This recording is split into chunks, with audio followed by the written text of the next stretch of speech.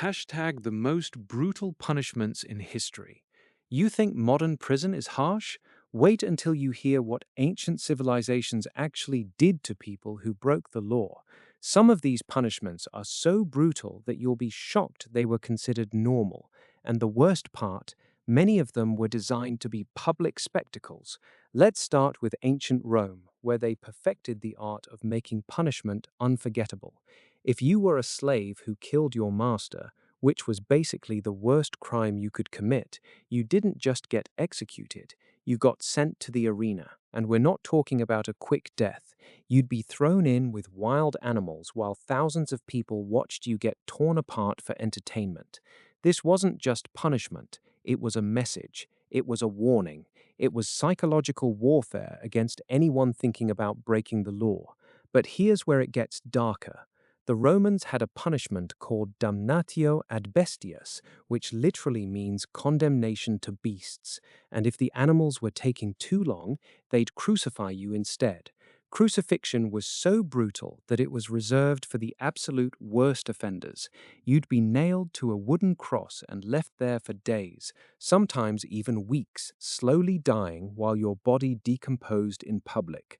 The point wasn't just death, the point was suffering. The point was that everyone in the city would see what happened to criminals. Now let's jump to ancient Mesopotamia, where the Code of Hammurabi ruled everything. This is one of the oldest written legal codes in human history, and it introduced something that sounds fair until you actually understand it: an eye for an eye. But here's what most people get wrong about that: it wasn't always equal.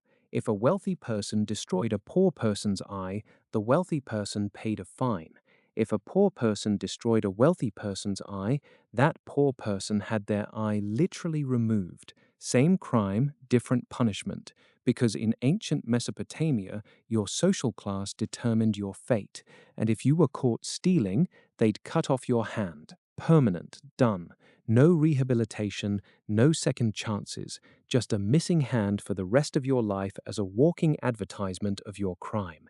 Everyone who saw you knew exactly what you'd done. Let's talk about ancient China, where punishments were almost scientifically designed to be horrific. They had something called Ling Chi, which translates to death by 1,000 cuts. And yes, it's exactly what it sounds like. Executioners would methodically cut pieces off your body over hours while you were still conscious. They'd remove your fingers first, then your toes, then larger pieces. The goal was to keep you alive as long as possible while maximizing pain. Some executions lasted 12 hours, 12 hours of pure agony in front of crowds of spectators. But China also had something even more terrifying, something they called baozu, or execution of the entire family. If you committed high treason, they wouldn't just kill you, they'd kill your entire family. Your parents, your children, your grandparents, your siblings, your aunts and uncles, everyone with your bloodline got executed because they believed your crime was so severe that it tainted your entire family's honor. Ancient Egypt had its own brutal system. If you committed a serious crime, you might get branded, literally. They'd take a hot iron and burn marks into your forehead so everyone would know you were a criminal for the rest of your life. But that was actually considered merciful compared to other options. If you committed murder or treason, you'd be executed. But before they killed you, they'd sometimes remove your nose and ears or gouge out your eyes. And then, here's the cruel part, they'd try to erase you from history. Your name would be chiseled off monuments. Your body would be desecrated so you couldn't reach the afterlife. Ancient Egyptians believed that being forgotten after death was worse than any physical punishment. Now, medieval Europe took everything and somehow made it worse. They had the wheel, a device where they'd break your bones on a large wooden wheel while crowds gathered to watch. They had drawing and quartering, where they'd tie you to 4 horses and literally tear your body apart. They had the pillory and the stocks, where they'd put you in public restraints and let the community throw rotten food and stones at you. The shame was part of the punishment. But the most efficient and most haunting punishment, banishment. In some communities, you'd literally be cast out. exiled from your family, your town, your entire civilization. No death, just isolation. Historians believe this might have been worse than execution because human beings need community to survive.